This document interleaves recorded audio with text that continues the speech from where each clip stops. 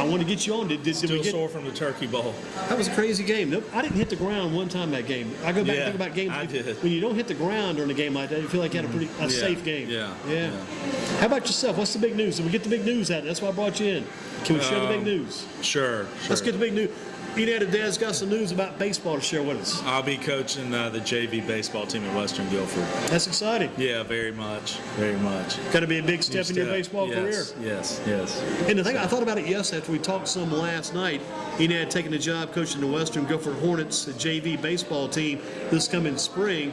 I thought about it. Enad has coached adults, so it should be a transition. You've been coaching men, adult men, now you'd be coaching kids. This should be a good transition because the kids should be ripe under harvest, as they say, ready to learn. Yeah, well, I was the director of Palomino in 2010, and then I would actually come down at times and coach the Western Guilford winter, during the winter, the fall league.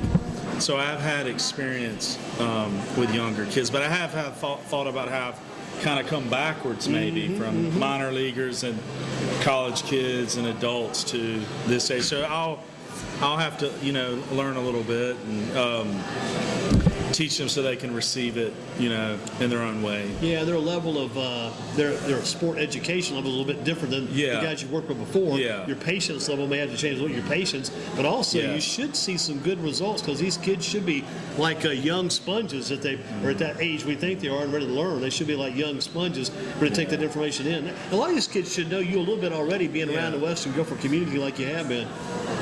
Yeah, I know most of them actually. They just know me from being around the field. Have an awareness of you, Yeah, it's going to be neat, and I'm just there to, teach fundamentals of baseball and character. And when the Coach Wood gets them there, he has a better baseball player, and I'm just here to help serve in that, big picture of the varsity. Yeah, baseball's coming around pretty quick too. I was over at Northeast Guilford back on Tuesday. They had a baseball signing. Carter Williams made his paper commitment to North Carolina Central for his college career, and it just shows you baseball in a few weeks. When do you guys actually get going at Western Guilford with a JV team? I'm sure the varsity and JV would start right about the same time. The tryouts are the 15th or 16th of February, but on the 25th, I think they're going to start to do some in-group stuff. So I'm going to go and get familiar with Can you do players. anything right now at all? No. Can't meet the players or anything right now. This is like they call the dead period. Yes, and I'm going to learn some of these things, but So I'm excited, to graduate there. Oh yeah. And then to think of coming back, Coach Dale, Coach Flincham. My stuff. JV coach and Eddie Flincham. He was your JV coach. Yes. Quite a man. I wonder if he's still alive. Yeah. What if he's still with us this day and time, Mr. Flincham back in the day? But I'm excited, and this is I've been thinking maybe I would do something different. It just kind of happened the last 7 days, and it's been a interesting travel I've had in baseball. Not the road most traveled. Not the road most traveled. The road less traveled. Less traveled, exactly. But the good road. And I'd like to have a good. I've asked to, can I have some people help? So who's going to help you? Working that out still? Working that out. I'll let you know. I don't want to say anything at this point. Right. I don't blame you one bit. I want to have people who are strong in pitching, strong in fielding, and some good baseball minds that'll come in and that enjoy baseball and young people. And I've always said I would want a good staff. Do you think some of these kids might be training at the local batting centers and maybe doing some training on their own right now? I know some are with Carmine and good. Prolific. And, GBC, and I'm actually going to attend that. Mike Demick is holding a. Michael Demick, former Wake Forest pitcher. He's holding. He's holding a pitcher and catcher thing at GBC, so I was going to go sit on that. He played for the Prolific Power back in the day. Yeah, so I'm going to attend that, and I think some of the Western kids are going to that. That's good. When's that coming up? That is the Saturday, the 29th of January, and I think it's from 6 to 9 p.m.